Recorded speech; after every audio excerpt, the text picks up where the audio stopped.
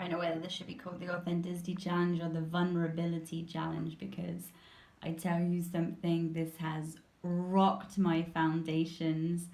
The first day or 2 days or even 3 days was really good. It felt really freeing and really, oh, I felt really good to be back. It's like this is my, I don't know, this is my space.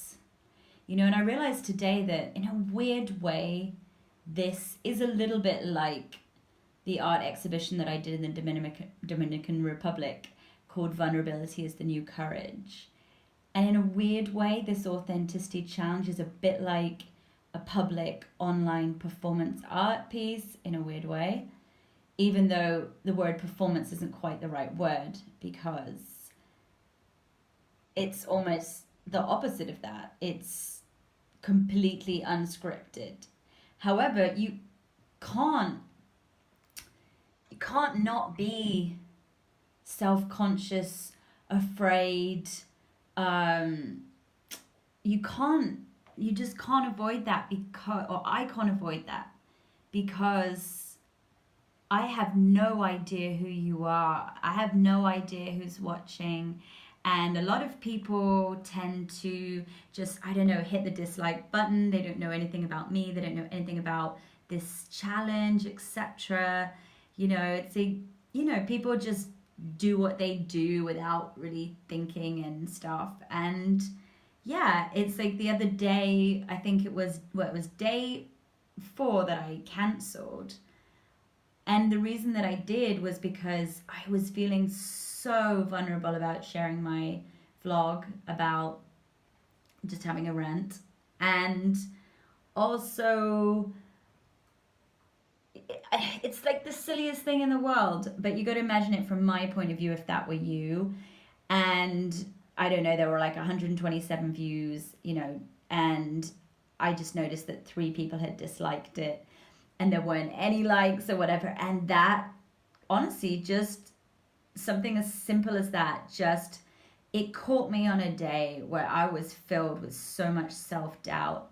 And then I was trying to work out what it was that people didn't like. And I was like, maybe it was the birthday message, or maybe it was the fact that I had clothes on that day. Maybe it was the fact that I was just miserable as sin. But whatever it is, it's like this is the challenge, isn't it? This is the point of the challenge. So it has been a really tough few days, I won't lie. And I'm really proud of myself today because I've managed to spin that around a little bit. I took myself to the local park this morning and I walked around a few times. And at the same time, I started making peace with how I was feeling. And it's a really beautiful exercise that one of my teachers taught me. And it's not saying, oh, I accept everything as it is, because unless you're Buddha, that's pretty hard. um and even Zen teachers have thrown people out of windows, so no one's perfect. But what I wanted to do was make peace with the fact that my body was upset with some news, my body was in shock, and it was just adapting to a change. And instead of trying to hurry that process up, I was just really gentle on myself, and I was like, it's normal that you feel that way. Change is scary. Take all the time you need. And I was just really trying to be gentle with myself. And then someone taught me something yesterday or Monday, I think it was, wherever it was, in class. And he said that if you try and say affirmations to yourself, like, I am strong, or, I can get through this, it's a little bit weaker than when you say you. So I've actually started saying affirmations to myself today. So I've been going, you are so strong. You're so resilient, Suze. Like, um, anything that makes me feel good. You care so much about the world. You care about everything. You have really strong feelings, and that's a good thing. And just basically affirming anything that I could think that was even remotely positive.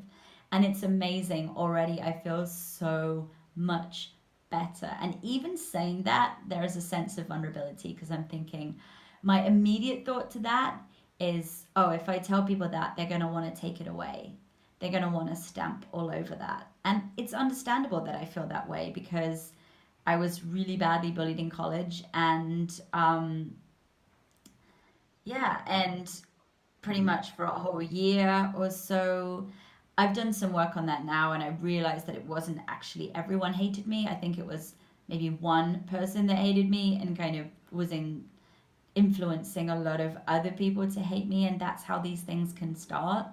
But when you realize that at least 15% of people at any one time are not going to like you, like instead of that being upsetting and thinking that everyone should like you, you realize that 15% of people, when you go into a room or like here online, it's probably, I think it was 15%. I'm immediately going, wow, in my case, it's probably 25% or more, because I'm trying to protect myself, because I'm waiting for one of the people watching to say, oh, it's way more than that. Like, no one likes you. Because that was my experience for a whole year in college where I only had a couple of like really strong friends looking out for me. They happened to be badass, awesome people, like the most awesome people in the year maybe, but still. Yeah, so there are times when that happens that it just brings up all my insecurities and I just feel afraid. So fuck it. I'm not going to I don't know. I'm not going to let my life be influenced by that anymore. And I'm also not going to let that stop me doing the challenge. You can press the dislike button as much as you like. In fact, the more I make peace with that, the better it is. So if I can be like, you know what, I love it when you dislike it because it means that you have an opinion. It means that, I don't know, it means that you're watching it this far or whatever. I don't know what it means, but, it means that watching this has brought up something in you. And as an artist, as a woman, as a whatever I am in the world, like that is just means something. Like people who are completely indifferent to things don't even bother pressing like, don't even bother pressing thumbs down. Like if I'm completely indifferent to something and I'm just like, ugh, I just move away. I only press a dislike button, in my opinion, if like, I don't know, if I'm really offended by it or something. So I don't know, maybe that's a good thing. In art, even, you want people to start a conversation. You want people to get, like, I don't know, passionate and excited or whatever.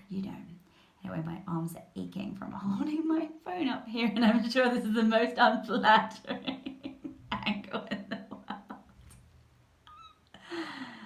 Oh God, it's so hard. It is so hard. This is the vulnerability challenge, and my water looks really dirty.